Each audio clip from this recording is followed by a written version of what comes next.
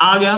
अब कहाँ जाती है पाकिस्तानी है ना, इकोनॉमी? हमने अपना ट्रस्ट गंवा दिया है, खो दिया है। हम खुद बेईमानी करते हैं। इंडियन का तो मैं समझता हूँ हमारे ऊपर एहसान है। जांघिए और बनियाने तो बनाते हैं ना, वो तो आपको पता है। तो अब वो भी बनाने के लिए तो एनर्जी चाहिए, जो कि है नहीं। रहेगा, क्या लोग ट्रस्ट कर पाएंगे हमारे प्रोडक्ट्स चाइनीज पर? है, क्या लोग अपने सिटीजन को कहा हुआ है कि भाई पाकिस्तान मत जाना।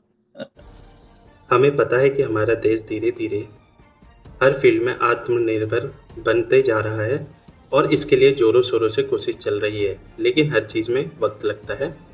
फिफ्थ लार्जेस्ट इकोनॉमिक होने के बाद दुनिया के ऑलमोस्ट देशों ने भारत के करीब आने की कोशिश की और कर रहे हैं। ये इसलिए पॉसिबल हो रहा है क्योंकि देश के 140 करोड़ लोगों की मेहनत है और एक अच्छे लीडर की, जिसने हर मुहिम को एक लक्ष्य बनाकर उसे पूरा करने का संकल्प लिया है। उसी प्रकार आज मेड इन इंडिया हो या मेक इन इंडिया का डंका सारी दुनिया में बज रहा है। इसी वजह से भारत की इकोनॉमिक में सुधार देखे जा रहे हैं। इसी पर रशिया के प्रेसिडेंट व्लादिमीर पुतिन ने कहा कि our friend in India and PM Narendra Modi is a great friend of Russia a few year ago presented a concept of make in India and it had very visible effect on the Indian economic। इसका मतलब हमारे खास friend PM Modi, जो कि Russia के अच्छे दोस्त हैं, उन्होंने कुछ साल पहले मेक इन इंडिया की मुहिम रखी थी इंडिया में।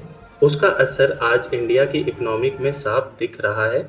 ऐसा मॉस्को के एक इवेंट में रशिया के प्रेसिडेंट व्लादिमीर पुतिन ने कहा था। ये स्टेटमेंट दुनिया की न्यूज़पेपर की हेडलाइन बनी रही।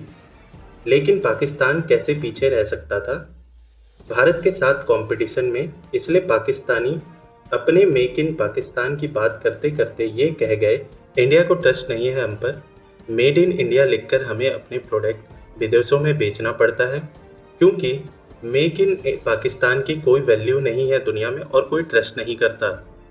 अगर मेड इन पाकिस्तान लिखा होगा तो कोई हमारे प्रोडक्ट नहीं लेगा। ये तो इंडिया का हम पर एहसान है। चलिए दोस्तों, वीडियो शुरू करते हैं और यही सारी बातें इस वीडियो में देख लेते हैं। क्या लगता है आपको कि मेड इन पाकिस्तान पाकिस्तान में किस हद तक है भी या नहीं है? और क्या पाकिस्तानी आवाम पाकिस्तान की जो लोकल चीजें हैं उन पर ट्रस्ट करती है या नहीं ट्रस्ट करती? आपको क्या लगता है जिस तरीके से मेड इन इंडिया प्रमोट हुआ, क्या उस तरीके से मेड इन पाकिस्तान भी प्रमोट हो सकता है? और इनकेस अगर हो भी जाए तो ऑल ओवर द वर्ल्ड क्या ट्रस्ट बढ़ती रहेगा?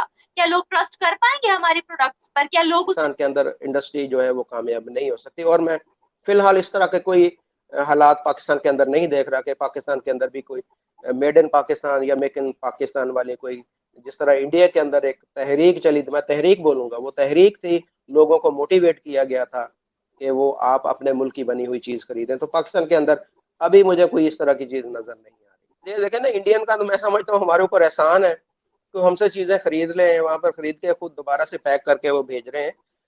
ये अपना ट्रस्ट खराब कर रहे हैं ना। हमने अपना ट्रस्ट गंवा दिया है, खो दिया है। हम खुद बेईमानी करते हैं, एक दफा चीज अच्छी बेच देते हैं, दो दफा अच्छी बेच देते हैं, तीसरी दफा जो है वो चीज खराब। अब मैं आपको ऐसे बताऊं कि मुझे ऐसे ही एक बंदे ने बताया कि वो, उन्होंने एक जो है कंसाइनमेंट भेजी थी अफ्रीका में, अफ्रीका में भेजी, गारमेंट्स की भेजनी थी। उन्होंने जो ऑर्डर मिला था वो एक दफा उन्होंने सही भेजा, दूसरी दफा सही भेजा, तीसरी दफा वो पेमेंट वगैरह हर चीज एडवांस मंगाकर तो उसमें खराब कपड़ा भेज दिया। तो अब ये अगर इस तरह के हम काम करेंगे तो उससे हमारी इमेज क्या खराब होनी, आइंदा से हमें ऑर्डर ही नहीं मिलना। तो ये पाकिस्तानी तो इस तरह ही काम करते हैं कि एक दो दफा चीजें अच्छी भेज देते हैं, तीसरी दफा जो ऑर्डर होता है उससे हटके खराब चीजें भेज देते हैं। और अल्लाह खैर सल्ला। तो मेड इन पाकिस्तान के ऊपर पूरी दुनिया में कोई ट्रस्ट नहीं करता।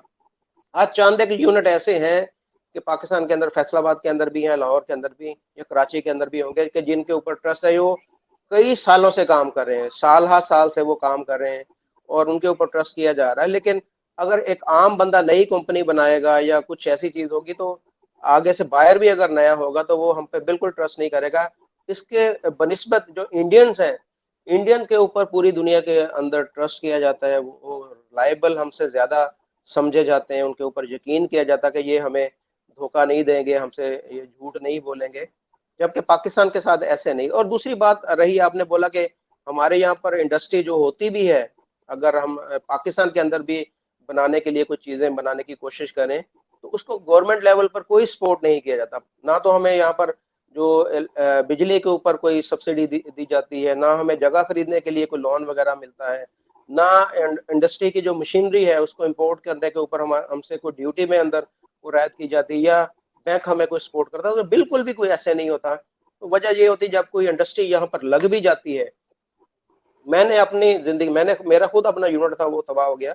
मैंने यहाँ पर फैसलाबाद के अंदर इस तरह के सैकड़ों यूनिट देखे हैं कि जिन्होंने बड़े शौक से, बड़ी मेहनत के साथ पाकिस्तान के अंदर इंडस्ट्री लगाने की कोशिश की, लेकिन उन्होंने वो कोशिश के बाद में ये उनको रोते ही देखा मैंने। और वो यूनिट जो है यहाँ पर फैसलाबाद के अंदर जो इस वक्त टेक्सटाइल इंडस्ट्री है, वो कौड़ियों के भाव तोल के बिक रही है, कि वो मशीनरी को तोड़ रहे हैं और किलो के हिसाब से तोड़ तोड़ के बेच रहे हैं। तो ये जिस मुल्क के अंदर इंडस्ट्री का ये हाल होगा, तो वहां पर क्या लोग सोचेंगे कि हम मेड इन पाकिस्तान में कोई अच्छी चीज बनाएं या कुछ इस तरह की एफर्ट करें। जब तक पावर पे इन्वेस्ट करें, उनको स्किलफुल बनाएं, उनकी एजुकेशन को इम्प्रूव करें, जस्टिस सिस्टम ठीक करें, इंफ्रास्ट्रक्चर सिस्टम ठीक को उस पर इन्वेस्ट करें, तो इन्वेस्टमेंट आएगी। ठीक है, आपका मैन पावर स्किल्ड होगा, तो जो जनरेशन ऑफ द वेल्थ है वहां पर इनकी परफॉर्मेंस क्या है, यू नो दैट। ठीक है, दे देके ये एनवायरनमेंट बनता है अपॉर्चुनिटी का। जो नेबरिंग कंट्रीज हैं, खासतौर से मैंने चाइना का जिक्र किया आपने और मैंने, तो उसके अपने एम्बिशंस हैं। उसको देखें ना, टेक्निकली सोचें तो चाइना को अपनी प्रोडक्ट को एक्सपोर्ट करने के लिए सी रूट्स चाहिए, ऐसा ही है ना। देखें, transportation is a big overhead on any, जब आप प्राइस को कैलकुलेट करते हैं तो ट्रांसपोर्टेशन जो है वो बहुत बड़ा ओवरहेड होता है। ठीक है ना, तो उसका ओवरहेड कम कैसे हो सकता है चाइना का, कि रूट्स को शॉर्ट करे, और रूट्स को शॉर्ट करने के लिए उसको यही रूट बारे में आता है। पहले रशिया था, लेकिन रशिया के एम्बिशंस डिफरेंट थे, वो आइडियोलॉजी से आ रहा था, ये पैसे से आ रहा है, ये चाइना साहब। तो बहरहाल, तो अब अपॉर्चुनिटीज इनके पास, चाइना के पास हैं, और ये लोग उसको अपॉर्चुनिटीज, इनके पास और कोई तरीका ही नहीं है अपने आप को जिंदा रखने के लिए कि ये अपने अपॉर्चुनिटीज प्रोवाइड करें, जिसमें जो है आपका असेट को बेचना है, एयरपोर्ट्स को बेचना है, आपके जो है रोड्स एंड, यानी यहाँ तक भी सुनने में आया है कि जो हाईवेज हैं वो भी इन्होंने गिरवी रख दी हैं, एयरपोर्ट्स गिरवी रख दिए हैं, हाईवेज गिरवी रख दिए हैं। अभी तो ये है कि जो हमारे कराची की जो जेटीज हैं, बर्थ जो है, वो भी इन्होंने जो है आउटसोर्स कर दिया है। तो ये आहिस्ता आउटसोर्स करते जाएंगे, और उससे जो है हर एलीट का जो मेंबर है वो अपने माल बनाता जाएगा और उड़नछू होता जाएगा, भागता जाएगा पीछे। मेरे वहां पे जो रिश्तेदार रहते हैं, जो भी मेरे जो अवाम है वहां रहते हैं, जो गरीब लोग हैं, वही बेचारे बचेंगे। तो बाहर वाले आएंगे, फिर उन्हीं से पैसे वसूल करेंगे। अब उनके पास पैसा होगा नहीं, तो फिर बोलेंगे ठीक है भैया, हम ही टेक ओवर कर लेते हैं। और फिर जो चाइना ने टेक ओवर कर लिया पाकिस्तान को, तो that will big challenge for entire global community.